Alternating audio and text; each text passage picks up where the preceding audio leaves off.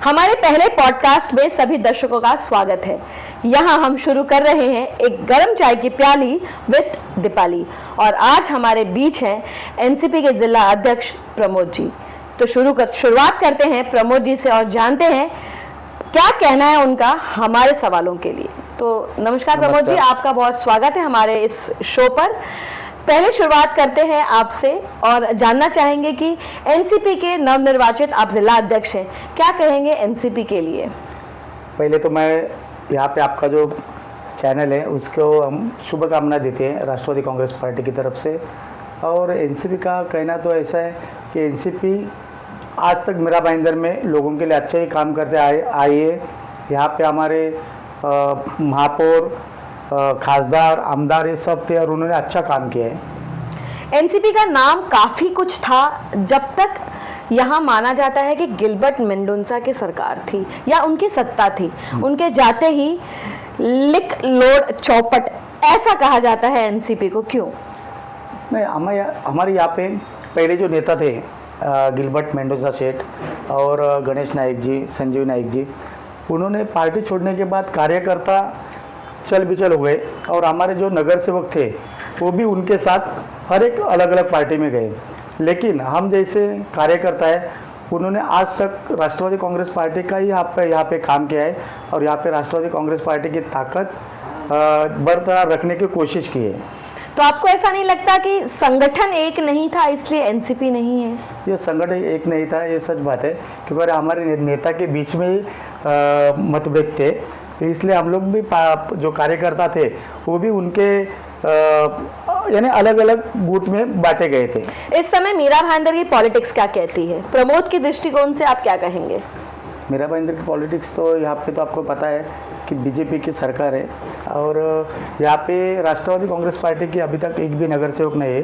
BJP और शिवसेना के नगर सेवक है, लेकिन हम महायुति में है इसलिए हम साथ में मिलकर काम कर रहे हैं। आपको लगता है कि आने वाले इलेक्शंस में जो दूर दूर तक नजर नहीं आ रहे हैं उसमें एनसीपी अपना कोई दाव रख पाएगी?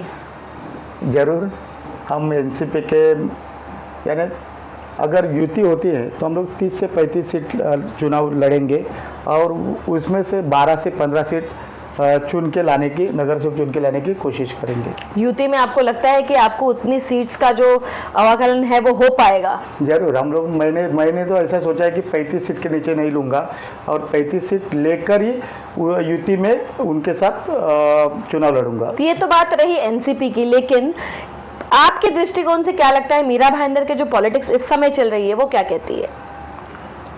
नहीं, ऐसा कुछ नहीं, पॉलिटिक्स को पॉलिटिक्स की तरह चलती है, लेकिन सामाजिक तौर पे देखें तो यहाँ पे हमारे दोनों नेता और हम जो राष्ट्रवादी कांग्रेस पार्टी है वहाँ पे हम एक दिल से काम कर रहे हैं और लोगों का काम करने का हम लोग, अजीत दादा पवार साहब वित्त मंत्री है, वहाँ से भी जो फंड यहाँ पे आ रहे हैं उनसे अच्छा काम हो रहा है।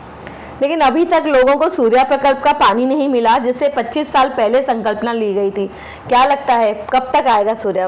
अभी मैंने तो उसमें अभी सोचा नहीं है क्योंकि मैं नया जिलाध्यक्ष हूँ।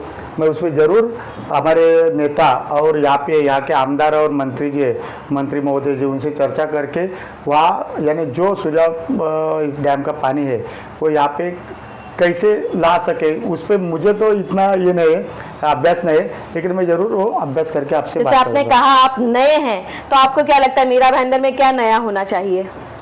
नया तो मीरा भाईंदर यानी डेवलपमेंट तो अच्छी चालू है। मेरे एक ही ये जो भ्रष्टाचार चल रहा है नगर पालिका में, वो भ्रष्टाचार के खिलाफ हम राष्ट्रवादी कांग्रेस पार्टी जल्द से जल्द उसके खिलाफ लड़ रहे और लड़ेंगे, क्योंकि यहाँ पे जो अधिकारी है वो आज तक 20, 25, 30 साल से एक ही सीट पे जो काम कर रहे हैं और जो भ्रष्टाचार को बढ़ावा दे रहे हैं, जो कॉन्ट्रैक्टर्स लोग लेके, उनके खिलाफ मैं अभी मोर्चा निकाल रहा हूँ। तो आपको क्या लगता है, जैसे आपने कहा कि यहाँ डेवलपमेंट तो हो रहा है, तो मतलब आप ये मानते हैं कि भाजपा के लोग डेवलपमेंट करते हैं? हाँ, कर रहे हैं ना, क्योंकि हम लोग महायुति में और भाजपा, राष्ट्रवादी कांग्रेस और शिवसेना यहाँ पे मिलकर डेवलपमेंट कर रहे हैं। हमारा यहाँ पे आमदार खासदार या नहीं है, लेकिन तो भी हमारे जो राष्ट्रीय अध्यक्ष है और उप मुख्यमंत्री अजीत दादा पवार, वही वित्त मंत्री और ये अपना मतलब उनके हाथ में ये नियोजन का भार है, तो वो नियोजन करके ये डेवलपमेंट हो रहा है। मेरा आज से 10 साल बाद मीरा भाईंदर को कहाँ देखते हैं? मेरा भाईंदर तो आज तक डेवलपमेंट के हिसाब से मुंबई मतलब दहिसर बोरीवली की तरफ जा रहे हैं। अब आज जो मेरा भाईंदर का डेवलपमेंट है वो मुझे लगता है बोरीवली, दहिसर और अंधेरी के साथ ही हो रहा है। एक रैपिड फायर खेलते जिसमें 5 सवालों के आपको तुरंत जवाब देने हैं। अगर प्रमोद पॉलिटिशियन नहीं होते तो क्या होते? तो एक समाज सेवक होता। उसके अलावा अभिनेता होता। तो मतलब आपके अभिनेता बनने की एक वो पॉलिटिशियन में आ गई। दूसरा सवाल ये रहेगा कि अगर एक दिन का सत्ता आपको दिया जाएगा मीरा भाईंदर में तो आप क्या करेंगे? एक दिन की सत्ता में वैसा एक पिक्चर नहीं है, एक दिन की सत्ता में क्या करूँगा, लेकिन एक दिन की सत्ता में जो हम लोग ने सोचा है डेवलपमेंट का, तो उसमें जो जो भ्रष्टाचार के इस नज़रिया से जो अधिकार दिए उनको मैं कैंसिल करूँगा। अगर एक कोई जेन्युइन नेता की परख कही जाए तो प्रमोद किसे परखेंगे? हमारे नेता अजीत दादा पवार साहब। मीरा भाईंदर के नेता की बात? मीरा भाईंदर के नेता दोनों हमारे मतलब बीजेपी के आमदार है यहाँ पे, और राष्ट्रवादी शिवसेना के मंत्री जी है प्रताप सरनाईक जी, नज़दीक तो हमारे नरेंद्र मेहता जी है यहाँ पे काम कर रहे हैं। उनके साथ साथ में दोनों भी अच्छा काम कर रहे हैं। तो कौन बेहतर, 15 साल से बैठा हुआ आमदार या अभी अभी जो नए आमदार बने हैं वो? अभी नए आमदारों का अच्छा काम कर रहे हैं नरेंद्र मेहता जी।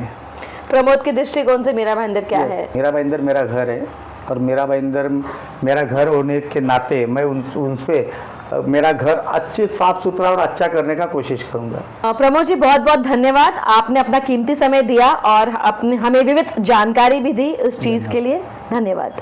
तो ये थे हमारे बीच नवनिर्वाचित एनसीपी के जिला अध्यक्ष प्रमोद, जिनका कहना है कि वो किस तरीके से मीरा भाईंदर को आगे ले जाएंगे और किस तरीके से बदलाव लाएंगे। हमारे पॉडकास्ट पे बने रहें अगले एक नए किरदार के साथ, एक गरम चाय की प्याली विद दीपाली में।